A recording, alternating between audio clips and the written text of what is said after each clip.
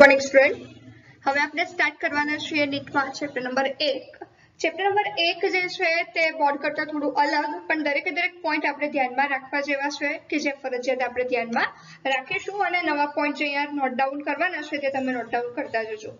હવે આપણે ધ્યાનમાં રાખીએ કે ચેપ્ટર નંબર 1 ની અંદરની માહિતી જે છે તે કેવી રીતે એક્ઝામમાં પૂછાય, નીટમાં કેટલા માર્ક્સ એમાંથી, તો કે ચેપ્ટર નંબર 1 માંથી એવરેજલી એવરી યર એક ક્વેશ્ચન હોય છે, એટલે કે 4 માર્ક્સ એક ચેપ્ટરમાંથી કેટલા માર્ક્સનું પૂછાશે, તો કે એક ક્વેશ્ચન એવરી યર હોય છે, તો 4 માર્કનું વેઇટેજ ઓછામાં ઓછું આપણે લઈને ચાલવાનું છે। તો સ્ટાર્ટ કરીએ। સજીવ હોવાના લક્ષણ। અહીંયા આપણે બોર્ડમાં જોઈએ તો ઇન્ટ્રોડક્ટરી ઘણા બધા ટોપિક આપેલા છે અને આપણે અહીંયા નીટમાં બધા જ ટોપિક જે છે તે વ્યવસ્થિત રીતે સાથે ડાયરેક્ટલી સ્ટાર્ટ કરી દઈશું। તો ધ્યાનમાં લઈએ સજીવ હોવાના લક્ષણ શું છે। તો કોઈ પણ ઇન્ટ્રોડક્ટરી માહિતીને આપણે ડિસ્કસ કર્યા વગર ડાયરેક્ટ પોઈન્ટ પર આવીએ તો કે સજીવ હોવાના લક્ષણ, તો કે સજીવમાં જો આ 5 લક્ષણ હોય તો એ સજીવ કહી શકાય। તો કે સજીવ હોય એની વૃદ્ધિ થતી હોય, સજીવ હોય તે પ્રજનન કરતો હોય, સજીવ હોય એના અંદર ચયાપચય થતું હોય। ચયાપચય એટલે તમે બોર્ડમાં ભણી ગયા છો, તમને ધ્યાનમાં છે કે ચયાપચય એટલે માત્ર ખોરાકનું ચયાપચય નહીં, શરીરમાં થતી જારક, અજારક પ્રક્રિયા, શરીરમાં થતી બધી જારક અજારક પ્રક્રિયા છે તેને ચયાપચય કહીશું સંયુક્ત રીતે। સભાનતા, આપણી આજુબાજુમાં જે ઘટના બની રહી છે તે બધાની સભાનતા। શ્વસન પ્રક્રિયાની અંદર અહીંયા જે સજીવની અંદર જે પ્રક્રિયા થાય છે તેમાં શ્વસન અને કોષીય આયોજન આ સજીવના લક્ષણો છે। કોષીય આયોજન એટલે કે આપણે જોઈએ કે ચેપ્ટર નંબર 8 માં જોઈ ગયા છે કે કોષોની અંદર ચોક્કસ પ્રકારની વ્યવસ્થા હોય, લિપિડ બનાવવા માટે, પ્રોટીન બનાવવા માટે, જે તે વસ્તુનું એક જગ્યાથી બીજી જગ્યા પર વહન કરવા માટે, તો શું હશે? કોષીય આયોજન હશે। તો એમાં પહેલો પોઈન્ટ ધ્યાનમાં રાખીએ વૃદ્ધિ। વૃદ્ધિમાં શું છે તો કે સંખ્યા અને બંધારણમાં થતા વધારાને શું કહેવાય? વૃદ્ધિ કહેવાય। જે તે સજીવની સંખ્યા અને બંધારણમાં એટલે કે એના કદમાં થતો વધારો, નાનું હોય બાળક જન્મે છે ત્યારે તેનું કદ છે તેના કરતા તેની પુખ્ત અવસ્થાએ તેના કદમાં અનેક ગણો વધારે છે, તો એ વધારો શું કહી શકાય? તો કે એ વ્યક્તિની પોતાની વૃદ્ધિ કહી શકાય। એટલે કે સંખ્યા છે એની વધારે, તો કે કોષોની સંખ્યામાં વધારો અને શરીરના કદમાં વધારો થતો જોવા મળે એને શું કહીશું આપણે? વૃદ્ધિ।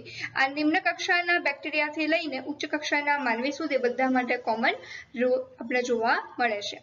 તે ચય અને અપચય ક્રિયા દ્વારા વ્યાખ્યાયિત કરી શકાય છે। તે ચય અને અપચય ક્રિયા દ્વારા વ્યાખ્યાયિત કરી શકાય, એટલે કે ચયાપચય કઈ રીતે વ્યાખ્યાયિત કરી શકાશે, વૃદ્ધિ કેવી રીતે થશે, વૃદ્ધિ ક્યારે થશે, વૃદ્ધિ ક્યારે નહીં થાય, તો એ શેને સંલગ્ન વ્યાખ્યાયિત કરી શકાય? ચયાપચયને સંલગ્ન।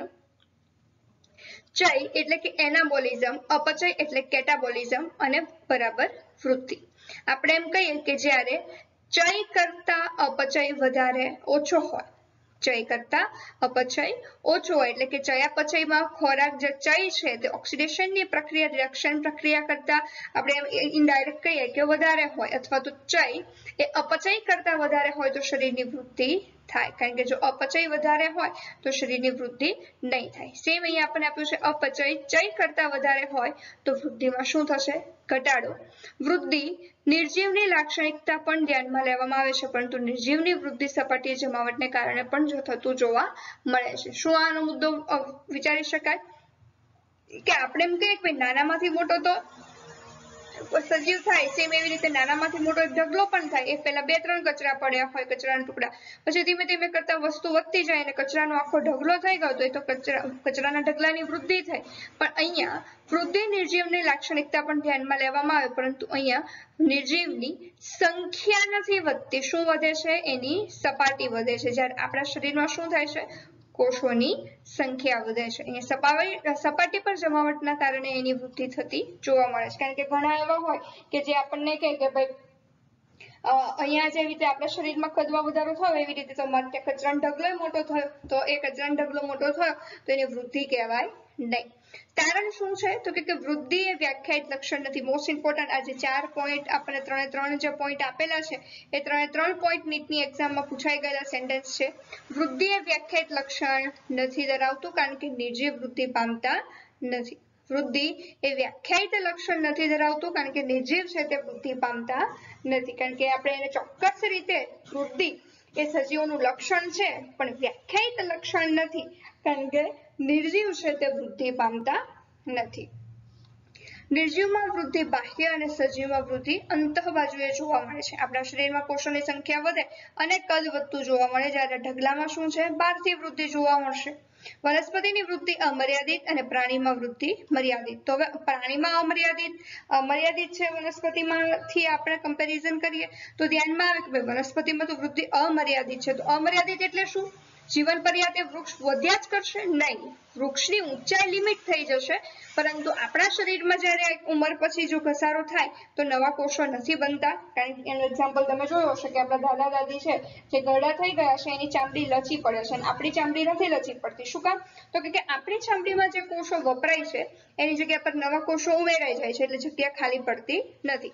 જ્યારે એના શરીરમાં શું થાય છે તો કે કોષો વપરાય છે એની સામે નવા કોષો ઉમેરાતા નથી, એટલે જગ્યા ખાલી પડે છે અને ચામડી લચી પડે છે. આથી અહીંયા આપણે એમ કહી શકીએ કે વનસ્પતિમાં તો નવા કોષો સતત ને સતત ઉમેરાતા રહેશે. વૃક્ષ ગમે તેટલું વૃદ્ધ થશે, ફળ તો આવશે જ. વનસ્પતિનું પર્ણ ખરશે તો એની જગ્યા પર નવા પર્ણ પણ ઉમેરાશે. આથી વનસ્પતિમાં વૃદ્ધિ છે તે અમર્યાદિત એટલે કે જીવન પર્યાપ્ત ચાલ્યા કરે, જ્યારે પ્રાણીમાં વૃદ્ધિ કેવી છે? મર્યાદિત એટલે કે અમુક ઉંમરે નવા કોષો ઉમેરવાની પ્રક્રિયા છે તે અટકી જશે. પ્રજનન નવા સજીવની ઉત્પત્તિ કરવાની ક્ષમતાને શું કહીશું આપણે? પ્રજનન. નવા સજીવને ઉત્પત્તિ કરવાની ક્ષમતાને પ્રજનન કહેવાય. નવા ઉત્પન્ન થયેલા સજીવ પોતાના કોના જેવા દેખાય? પોતાના પિતૃ જેવા જ દેખાય. નવા ઉત્પન્ન થયેલા સજીવ છે તે પોતાના પિતૃ જેવા જ દેખાય છે. તો એ લાક્ષણિકતાને કઈ કહેવાય? તો કે એક્ઝેક્ટ અદલોદલ પિતૃ જેવા દેખાય તો અલિંગી પ્રજનન, થોડા જુદા દેખાય તો લિંગી પ્રજનન. ધ્યાનમાં લઈએ પ્રજનનના બે પ્રકારના હોઈ શકે, લિંગી પ્રજનન અને અલિંગી પ્રજનન. એક કોષીય સજીવ માટે પ્રજનન અને વૃદ્ધિ બંને સમાન બાબત છે. કેટલાક વંધ્ય સજીવો પ્રજનન નથી હોતા, કેટલાક વંધ્ય સજીવો પ્રજનનક્ષમ નથી હોતા. એક્ઝામ્પલ ખચ્ચર અને કામદાર માખી. અને એક કોષીય સજીવ માટે પ્રજનન ગણો કે વૃદ્ધિ ગણો બંને શું છે? એક સમાન. કેમ? કારણ કે એક કોષ છે, એક કોષનું વિભાજન થયું ને બે કોષ બન્યા, તો કોષોની સંખ્યા વધી એને તો આપણે વૃદ્ધિ કહીએ છીએ. પણ આમાં શું થયું? ખરેખર એકમાંથી બે સજીવ બન્યા એટલે કે પ્રજનન પણ થયું અને વૃદ્ધિ પણ થઈ. એટલે આપણે એવું કહી શકીએ કે ભાઈ એક કોષીય સજીવ માટે પ્રજનન અને વૃદ્ધિ બંને એક સમાન બાબત ગણવામાં આવે છે. કેટલાક વંધ્ય સજીવો પ્રજનનક્ષમ નથી હોતા. એક્ઝામ્પલ કે ખચ્ચર અને કામદાર માખી. ખચ્ચર તમે નામ સાંભળ્યું હશે, જે ઠંડા વિસ્તારની અંદર માલવાહક સાધન ઘોડા અને ગધેડાનું સંયુગ્મન કરાવીને બનાવવામાં આવેલું સજીવ, જેને ખચ્ચર કહેવાય. અને કામદાર માખી, જે આપણે મધમાખી જોઈએ છીએ, તો એ મધમાખીની અંદર મધપુડાની અંદર ત્રણ પ્રકારની માખી હોય, એક રાણી માખી, એક નર માખી અને કામદાર માખી. રાણી માખી માત્ર પ્રજનન કરી શકે, નર માખી એ રાણી માખીને સંયોગિત કરીને પ્રજનનિક હોય, જ્યારે કામદાર માખી છે જીવન પર્યાત માત્ર ને માત્ર ફૂલમાંથી રસ ચૂસીને એ જે મધની અંદર ફેરવવાનું જે કામ છે એ કરશે, બાકી એ પ્રજનનક્ષમ હોતી નથી. તારણ પ્રજનન સજીવો માટે વ્યાખ્યાયિત પદ નથી, કારણ કે એક કોષીય સજીવમાં પ્રજનન, વૃદ્ધિ અને વ્યાખ્યાયિત કરી શકાતું નથી. પ્રજનન સજીવો માટે વ્યાખ્યાયિત પદ નથી, કારણ કે એક કોષીય સજીવમાં પ્રજનન અને વૃદ્ધિ અલગ કરી શકાતા નથી. ત્યારબાદ છે ચયાપચય. ચયાપચયમાં ચય અને અપચયની સંયુક્ત જે રાસાયણિક ક્રિયા છે, ચયાપચય ક્રિયા ઇન્દ્રિયો પરિસ્થિતિમાં પ્રદર્શિત કરી શકાય અલગ કરેલ કોષીય તંત્રમાં. ચયાપચય ક્રિયા ઇન્દ્રિય પરિસ્થિતિમાં પ્રદર્શિત કરી શકાય અલગ કરેલ કોષીય તંત્રમાં. એટલે કે અલગ કરેલ કોષીય તંત્ર છે એટલે કે બાહ્ય લાક્ષણિકતાથી મુક્ત જે કોષીય તંત્ર છે એની કમ્પેરિઝનમાં આપણે આપણા શરીરમાં થતી ચયાપચયની ક્રિયા છે તેને આપણે લાક્ષણિક રીતે પ્રદર્શિત કરીને, એટલે કે ચયાપચયની પ્રક્રિયાનો અભ્યાસ કરીને એ કઈ રીતે શરીરની વૃદ્ધિમાં ભાગ ભજવે છે એ વ્યાખ્યાયિત કરી શકાય. આ ચોપડી કરતા તમે જુઓ કે આ માહિતી ઘણી લાંબી છે અને એટલા માટે મેં આપી છે. આટલું બધું ડીપમાં પૂછાતું નથી નીટમાં, પણ જો આ તમે નહીં સમજો તો તમને સામાન્ય જે પોઈન્ટ છે એ પણ નહીં સમજાય, એટલા માટે સમજવું આ જરૂરી છે. સભાનતા. હવે તમે જુઓ, અત્યારે તમે જે કોન્સન્ટ્રેશનથી કદાચ આ વિડીયો જોઈ રહ્યા હોય અથવા તો તમને સપોઝ કે સૂતા હોય અને તમારા મોં પર કોઈ જીવાત આવીને બેસે છે, માખી બેસે છે તો અથવા તો મચ્છર બેસે છે, તમારા બોડી પર કરડે છે, તો તમે ઊંઘમાં ને ઊંઘમાં એને ઉડાડી દો છો. એને શું કહેવાય? તો કે સભાનતા કહેવાય. તમે આજુબાજુના વાતાવરણથી વાકેફ છો, સભાન છો ઊંઘી ગયા છતાં. એવી રીતે બધા જ સજીવોની અંદર એની આજુબાજુના વાતાવરણ પ્રત્યેની સભાનતા જોવા મળે છે. કેમ તો કે તમે જો લજામણી નામનો છોડ જોયો હશે, એને સ્પર્શે તો એ બીડાઈ જાય છે. પછી ચોક્કસ પ્રકારના એવા છોડ કે જેને તમે પાંદડું તોડો તો ત્યાંથી એ દૂધ જેવા દ્રવ્યનો ક્ષીરનો સ્ત્રાવ કરે છે, કારણ કે સભાન છે. તમે પાંદડું તોડ્યું એનો અર્થ એવો થયો કે તમે એને ત્યાં ઘા આપ્યો. હવે આપણે આંગળી કોઈ તોડી નાખે તો આંગળી તૂટે પછી ત્યાં જ્યાંથી બ્લીડિંગ થાય છે ત્યાં શું થશે તો કે ભીંગડું બની જશે. નહીં તો શું થાય તો કે કોઈ બેક્ટેરિયા છે તે શરીરમાં રોગ પેદા કરી દેશે. એટલે વનસ્પતિ એ જે તે ભાગ છે ત્યાં દૂધ જેવા દ્રવ્યનો સ્ત્રાવ કરે અને તમે કદાચ 2 થી 3 કલાક પછી એ ભાગને જુઓ તો થોડો ઘાટા કલરનું ત્યાં ટપકું થઈ ગયું હોય. શું કામ તો કે ત્યાં આપણે જે રીતે ભીંગડું થઈ જાય સેમ રીતે વનસ્પતિને ત્યાં ભીંગડું થઈ ગયું કહેવાય અને ત્યાંથી બેક્ટેરિયા અંદર જતા અટકશે. તો આ સભાનતા આદિકોષ કેન્દ્રી અને સુકોષ કેન્દ્રી સજીવ બાહ્ય અવતરણ સામે પ્રતિક્રિયા દર્શાવે છે. જ્યારે મનુષ્ય કોમામાં હોય ત્યારે તેના હૃદય, ફેફસાના કાર્ય બદલી શકાય છે અને તે વ્યક્તિને જીવંત પણ ગણી શકાય છે. હૃદય અને ફેફસાનું બંનેનું કાર્ય એક મશીન કરે છે, છતાં પણ એ વ્યક્તિ કેવી ગણી શકાય? જીવંત ગણી શકાય. આથી આપણે એમ કહી શકીએ કે એને વાતાવરણને અનુલક્ષીને શરીરમાં ફેરફાર કર્યો, એને સભાન કહી શકીએ. કારણ સભાનતા વ્યાખ્યાયિત પદ છે. સભાનતા દરેક સજીવનું આગવું લક્ષણ છે. માત્ર મનુષ્ય અપૂર્ણ સભાન સજીવ છે. મનુષ્ય કેવો છે? અપૂર્ણ સભાન સજીવ. સોરી, અપૂર્ણ નહીં આવે, અહીંયા સંપૂર્ણ આવશે, કરેક્શન કરી દેજો. માત્ર મનુષ્ય સંપૂર્ણ સભાન સજીવ છે. માત્ર મનુષ્ય સંપૂર્ણ સભાન સજીવ છે. બાકી બધા સજીવ છે તે આજુબાજુના પર્યાવરણથી વાકેફ હોય પરંતુ સંપૂર્ણ નહીં, કારણ કે કોઈ પણ એને નુકસાન કરીને જઈ શકે. જ્યારે આપણે શું છે, આપણે ગામ આખાને નુકસાન કરીએ, આપણું નુકસાન કોઈ કરી શકે નહીં. જો કે થાય છે એ 100% એ વસ્તુ શક્ય નથી, પણ છતાં એવું કહેવામાં આવે કે મનુષ્ય સંપૂર્ણ સભાન સજીવ છે. વર્ગીકરણ વિદ્યા. વર્ગીકરણમાં આપણે વર્ગીકરણ ઇંગ્લિશમાં કહેવાય ટેક્સોનોમી. ટેક્સિસ નો અર્થ થાય અહીંયા અરેન્જમેન્ટ. ટેક્સિસ એટલે થશે ગોઠવણી. નોર્મ્સ એટલે લો એટલે કે નોમોસ એટલે કે કાયદા.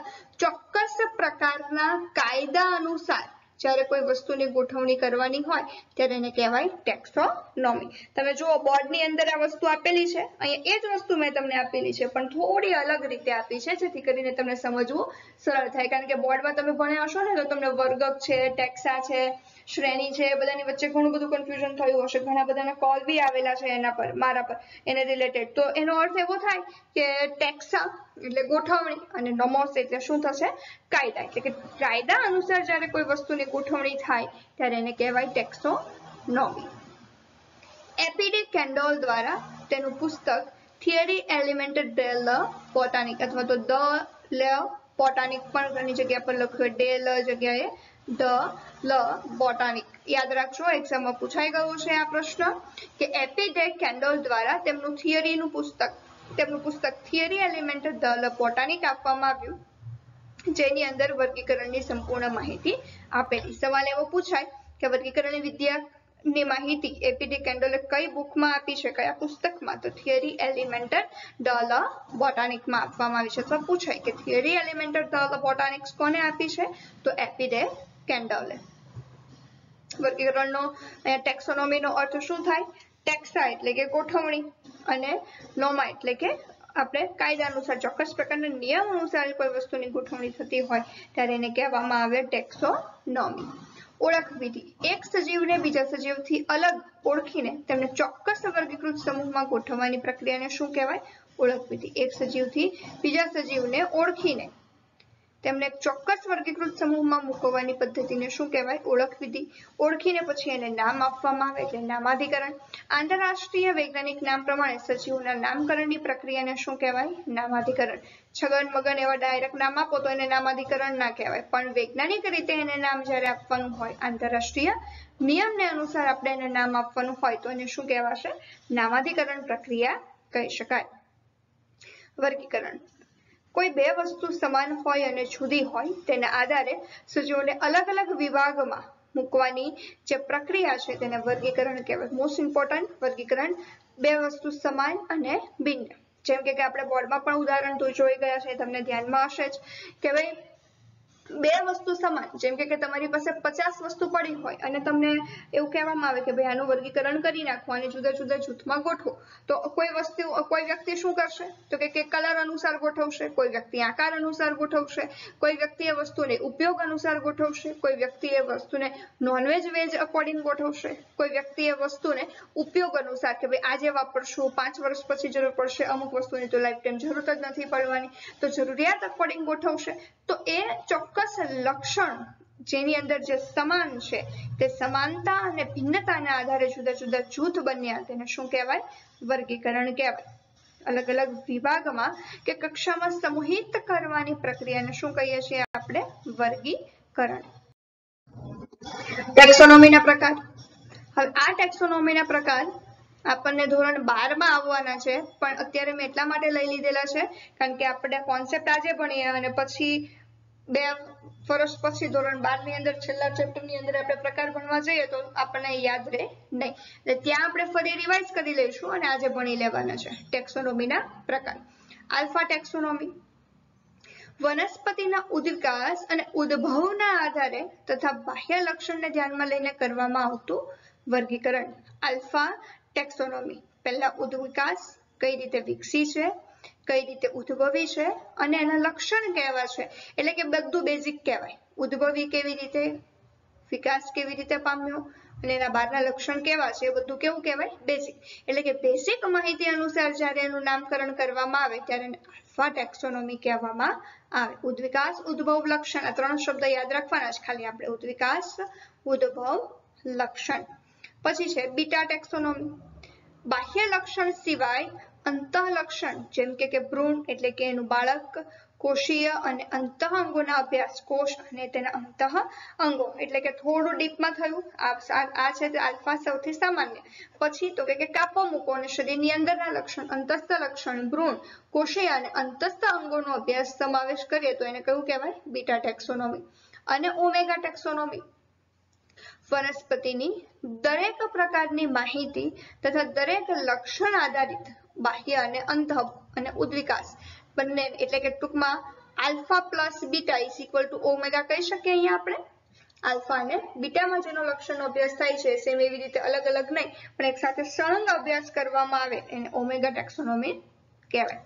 કેરિયો ટેક્સોનોમી ચાલો કેરિયો આગળ વાંચીએ એની જગ્યા પર પહેલા એ જ વિચારીએ કે કેરિયો એટલે શું? યાદ આવવું જોઈએ ઓન ધી સ્પોટ। કેરિયો એટલે બીજું કઈ નહીં, કેન્દ્ર। યુકેરિયોટિક પ્રોકેરિયોટિક યાદ છે ને? યુકેરિયોટિક એટલે સુવિકસિત સુકોષ કેન્દ્રીય અને પ્રોકેરિયોટિક એટલે આદિકોષ કેન્દ્રીય। તો કેરિયો ટેક્સોનોમી એટલે કે કોષ કેન્દ્ર અને રંગસૂત્રના લક્ષણને આધારે જ્યારે રંગસૂત્રીય પટ્ટાના લક્ષણનો અભ્યાસ કરવામાં આવે ત્યારે એને કેરિયો ટેક્સોનોમી કહેવાય। કોષીય વિદ્યા વર્ગીકરણ નામ ઉપરથી જ ખબર પડી જાય કે ભાઈ એના અંદર કયા પ્રકારના કોષ છે એના આધારે એનું વર્ગીકરણ ટેક્સોનોમી। વનસ્પતિ અથવા તો સજીવોના કોષ વિદ્યાકીય લક્ષણનો ઉપયોગ કરી વર્ગીકરણ અને તેને લગતી સમસ્યાનો ઉકેલ મેળવવા વિજ્ઞાનને કોષ વિદ્યાકીય વર્ગીકરણ વિદ્યા કહેવાય। તેમાં કોષ વિદ્યાકીય માહિતી છે કે રંગસૂત્રની સંખ્યા, કોષનું બંધારણ, વર્તણૂક વગેરેનો સમાવેશ થાય। ટૂંકમાં ચેપ્ટર નંબર 8 નો જે અભ્યાસ થાય છે, ચેપ્ટર નંબર 8 જે આખો અભ્યાસ થાય છે તે કોની અંદર? તો કે કોષ વિદ્યાકીય વર્ગીકરણ વિદ્યાની અંદર એનો અભ્યાસ થતો જોવા મળે। ચેપ્ટર નંબર 8 નો અભ્યાસ શેમાં થશે? કોષ વિદ્યાકીય વર્ગીકરણ, જેમાં આપણે રંગસૂત્રોની સંખ્યા જોઈ, રંગસૂત્રના બંધારણ જોયા, કોષની અંદરની લાક્ષણિકતા જોઈ, બધી જ બાબત કોષ વિદ્યાકીય વર્ગીકરણમાં આવી જાય છે। રસાયણ વર્ગીકરણ વિદ્યા તે વનસ્પતિ અથવા તો સજીવના રાસાયણિક બંધારણ પર આધાર રાખે છે। વનસ્પતિ અથવા તો સજીવના રાસાયણિક બંધારણ, કારણ કે આપણું બોડી કાર્બોહાઈડ્રેટ, પ્રોટીન, લિપિડનું બનેલું છે, સેમ એવી રીતે વનસ્પતિનું પણ બોડી શેનું બનેલું છે? તો કે અલગ અલગ દ્રવ્યોના આધારે સજીવની અલગ અલગ રાસાયણિક ક્ષમતા જોવા મળે છે। સામાન્ય રીતે આ વર્ગીકરણમાં ઉપયોગમાં લેવાતા રસાયણો પૈકી alkaloids, carotenoids, tannin, polysaccharide, nucleic acid, fatty acid, amino acid, aromatic સંયોજન વગેરે મુખ્ય છે। આ બધા રસાયણો મુખ્યત્વે કોના છે? વનસ્પતિના છે। આપણા શરીરમાં પણ જોવા મળે છે એની લાક્ષણિકતા પણ અલગ। આ બધા મુખ્યત્વે કયા છે? વનસ્પતિના રસાયણો છે. તો એનો અભ્યાસ કેવી રીતે કરી શકાય? તો કે રસાયણ વર્ગીકરણ વિદ્યાની અંદર એનો અભ્યાસ કરવામાં આવે છે. વર્ગીકરણનું મહત્વ તો કે જીવંત સજીવોની ઓળખ સૌથી મુખ્ય મહત્વનું છે. જીવંત સજીવોની ઓળખ એ સૌથી મુખ્ય મહત્વ છે, કારણ કે જો ઓળખ જ નહીં હોય તો એના વિશે કોઈ પણ પ્રકારની માહિતી આપણે ઉપયોગમાં લઈ શકીશું નહીં. વર્ગીકરણ દ્વારા જીવંત સજીવોની વિવિધતા સરળતાથી અભ્યાસ કરી શકાય છે. વર્ગીકરણ દ્વારા જીવંત સજીવોની વિવિધતાનો સરળતાથી અભ્યાસ કરી શકાય છે, કારણ કે કોઈ પણ સજીવ વિશે આપણે માહિતી મેળવવી હોય અને એના વિશે આપણને બેઝિક માહિતી નહીં હોય તો એનો અભ્યાસ શક્ય બનશે નહીં. ત્યારબાદ છે સિસ્ટમેટિક્સ. હવે શબ્દ આપણે બહુ બધી વખત આપણી લાઈફમાં યુઝ કર્યો કે બધું સિસ્ટમેટિક હોવું જોઈએ, સિસ્ટમેટિક હોવું જોઈએ. તો અહીંયા સિસ્ટમેટિકનો અર્થ એક્ઝેક્ટલી શું થાય છે તે તો કે સિસ્ટમેટિક શબ્દ લિનિયસ દ્વારા રજૂ કરવામાં આવ્યો છે. તમે જુઓ કે લિનિયસ ભાઈ છે તે આપણને લગભગ ચેપ્ટર નંબર 3 સુધી પાછળ આવવાના છે આપણી સાથે. લિનિયસ દ્વારા રજૂ કરવામાં આવ્યો છે આ સિસ્ટમેટિક શબ્દ. સિસ્ટમેટિકનો અર્થ થાય સિસ્ટમા નામના શબ્દનો અર્થ લેટિન પરથી આવ્યો છે, જેનો અર્થ થાય સજીવોની વ્યવસ્થિત ગોઠવણી. શું થશે? સિસ્ટમેટિક એટલે આપણે કહીએ ને કે બધું સિસ્ટમેટિક હોવું જોઈએ, એટલે બધું વ્યવસ્થિત હોવું જોઈએ. ત્યાં સિસ્ટમાનો અર્થ થશે વ્યવસ્થિત. લિનિયસે પોતાની આવૃત્તિ, પોતાની બુક છે સિસ્ટમા નેચુરી, બુકનું નામ યાદ રાખજો, પૂછાઈ ગયું છે નીટમાં. લિનિયસે પોતાની આવૃત્તિના નામ માટે સિસ્ટમા નેચુરી શબ્દનો ઉપયોગ કર્યો છે. સિસ્ટમેટિકમાં સજીવોની ઓળખ, નામાધિકરણ, વર્ગીકરણ અને તેના વચ્ચેના ઉદ્વિકાસીય સંબંધોનો અભ્યાસ કરાય છે. સિસ્ટમેટિકમાં સજીવોની ઓળખ, એનું નામાધિકરણ, વર્ગીકરણ અને તેની વચ્ચેના ઉદ્વિકાસીય સંબંધોનો અભ્યાસ કરવામાં આવે છે. આધુનિક વર્ગીકરણ વિદ્યામાં વર્ગીકરણ કરનાર સજીવોની બાહ્યાકાર અને આંતરિક લક્ષણો ઉપરાંત કોષ બંધારણ, વિકાસીય પ્રક્રિયા અને પરિસ્થિતિકીય માહિતીનો ઉપયોગ કરવામાં આવે છે. નોંધ આપણા માટે બહુ કંઈ ખાસ નથી, પણ આપણે સમજીએ તો કે આધુનિક વર્ગીકરણ વિદ્યામાં વર્ગીકરણ કરનાર વ્યક્તિ સજીવોના બાહ્યાકાર અને આંતરિક લક્ષણો ઉપરાંત કોષનું અંદરનું બંધારણ કેવું છે, વિકાસની પ્રક્રિયા કેવી છે, પરિસ્થિતિકીય માહિતીનો ઉપયોગ કરવામાં આવે છે. કેટલીક માહિતી અહીંયા આપણને એક્સ્ટ્રા આપેલી છે તો કે વર્ગીકરણ વિદ્યાનું વાસ્તવિક મહત્વ અજાણ્યા સજીવોની ઓળખ વિધિ છે. વર્ગીકરણ વિદ્યાનું ખરેખર મેઇન તો શું છે ઇમ્પોર્ટન્ટ તો કે જે ઓળખાયેલું નથી તેની ઓળખ. સૌથી વધુ વિવિધતા ઉષ્ણકટિબંધીય વરસાદી જંગલોમાં જોવા મળે છે. ખાસ યાદ રાખજો, ઉષ્ણકટિબંધીય વરસાદી જંગલોમાં સૌથી વધારે વિવિધતા જોવા મળે છે. એટલે કે આપણા ભારતમાં સ્પેશિયલી જે ગુજરાતના જે જંગલો છે તે ઉષ્ણકટિબંધીય વરસાદી જંગલોમાં સમાવેશ એનો થાય છે. બીજી વધુ વિવિધતા પથ્થરવાળા જે એરિયા છે એટલે કે પરવાળાના પથ્થર શેલબીની કોરલ રીફમાં પણ જોવા મળે છે. કે જે આપણે કહીએ કે પરવાળાના પથ્થર એટલે કે દરિયાની અંદર આપણે કહીએ જે કોરલ રીફ, છીપલા, આપણે સિમ્પલી જે વાત કરીએ કે એકદમ આ જે છીપ છે આ રીતના કરાવેલો હોય છીપલાનો, એના જે આખા પથ્થર બની ગયા હોય કોરલ રીફ કહેવાય, એની વિવિધતા સૌથી વધારે જોવા મળે છે. ઓળખાયેલી જાતિ છે 1.7 થી 1.8 મિલિયન. બધામાં આંકડા અલગ અલગ હોય છે. આપણે ટેક્સ્ટબુકનો આંકડો યાદ રાખવાનો છે. ચોપડીમાં આપણને જે આપ્યું હોય એ આપણી ભગવદ્ ગીતા ચોપડી જે કે એ પ્રમાણે કરવાનું. ચોપડી ખોટું લખે તો આપણે ખોટું યાદ રાખવાનું, કારણ કે નીટની અંદર ચોપડીમાંથી જ સોલ્યુશન બને. જે વિવિધતા અથવા તો પૃથ્વી ઉપરની સજીવોની સંખ્યા અને પ્રકાર સૂચવે છે. કેટલા પ્રમાણમાં સજીવો છે, કેટલા પ્રકારના સજીવો છે તેનો આધાર અહીંયા રહેલો છે એના પર. નામાધિકરણ, દ્વિનામી નામકરણ પદ્ધતિ.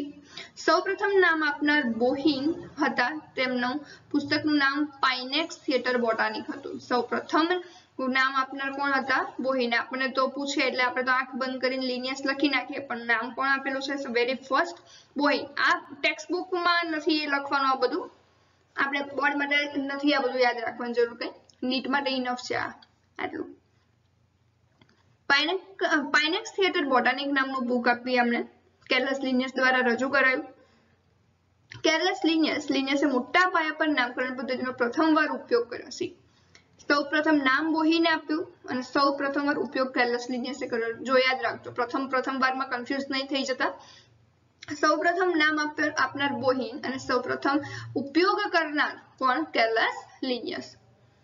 પ્રાણી અને વનસ્પતિના વૈજ્ઞાનિક નામ રજૂ કર્યા. લિનિયસ દ્વિનામી નામકરણ પદ્ધતિનો શોધક છે. લિનિયસે તેમનું પુસ્તક સ્પીસીસ પ્લાન્ટરમ, લિનિયસે પોતાનું પુસ્તક સ્પીસીસ પ્લાન્ટરમમાં વનસ્પતિના વૈજ્ઞાનિક નામો રજૂ કર્યા. તે 1 મે 1753 માં પ્રકાશિત થઈ. આથી તે વનસ્પતિના દ્વિનામી નામકરણ પદ્ધતિનો પ્રારંભ હતો. કઈ સાલ? 1753. ઇમ્પોર્ટન્ટ નથી, યર ન પૂછાય આપણને. આથી આ તારીખ પહેલા રજૂ થયેલી બધી વનસ્પતિના કોઈ પણ વૈજ્ઞાનિક નામોનો આજે સ્વીકાર કરવામાં આવતો નથી, કારણ કે પહેલા નામ અપાઈ ગયા હોય તો એનો અત્યારે સ્વીકાર નહીં થાય, કારણ કે નિયમ ક્યારથી બન્યા છે? 1 મે 1753 માં. લિનિયસે તેમના પુસ્તક સિસ્ટમા નેચુરીની 10મી આવૃત્તિમાં પ્રાણીઓના વૈજ્ઞાનિક નામની રજૂઆત કરી. આ સિસ્ટમા નેચુરીની 10મી આવૃત્તિ 1 ઓગસ્ટ 1758 ના રોજ પ્રકાશિત કરવામાં આવી. આથી પ્રાણીઓના દ્વિનામી પ્રણાલીનો આરંભ 1 ઓગસ્ટ 1758 ના રોજ થયો, તો એની પહેલાના જેટલા નામ છે એનો સ્વીકાર થતો નથી. એટલે શું કામ સ્વીકાર નથી થતો? તો કે ડબલ નામ ન થઈ જાય એટલા માટે. આ તમને વ્યવસ્થિત માહિતી થોડી વાર્તા ટાઈપમાં સમજાઈ જાય અને પૂરતી માહિતી સમજાય એટલા માટે મૂક્યું છે. બાકી યર આપણને આટલા બધા પૂછાય નહીં. એક્ઝામમાં બુક પૂછાય, કોણે સૌપ્રથમ નામકરણનો ઉપયોગ કર્યો એવું બધું પૂછાય, પણ યર ન પૂછાય.